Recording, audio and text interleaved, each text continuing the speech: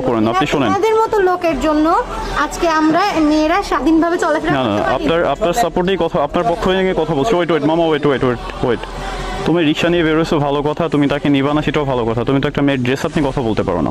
কারণ আমার এটা আমি মুসলিম হিসেবে এটা আমার চোখে পড়ছে, ওনাকে আমি বললাম আমার স্বাধীনতা মানে হচ্ছে তুমি ওয়েট। জোর যদি আচ্ছা ভালো না excuse me হয় আপু। তাহলে চোখে কেমনে পড়বে, আমার এই কথা বুঝান। আচ্ছা আমি একটু নিয়ে যাওয়াই আমি লাগবে। নেব, আপনি যদি আপনার ড্রেস আপ চেঞ্জ করতে পারেন আমি নেব, আমি নিষেধ করব আপনার না। জন্য তো আমি মানা আমার করব ড্রেস আপ চেঞ্জ আচ্ছা করব না। এক্সকিউজ মি, আমি একটু কথা বলি। এই আপু আমি একটু কথা বলি, শোনেন। স্বাধীনতা দিছে আপনাদের মতো লোকেদের না। কথা বলার হ্যাঁ, জন্য না। আপনার পরিবার যদি আপনাকে স্বাধীনতা দিয়ে থাকে তাহলে আপনি কথা বলার মতো কে? করে আপনি চলেন, আমি নেব না। আপনি কি আমাকে না, জোর আমার করে নিয়ে পরিবার যাবেন? যদি কি রে মামা, ঝামেলা মিটা। আপনি কি আমাকে জোর করে নিয়ে যাবেন?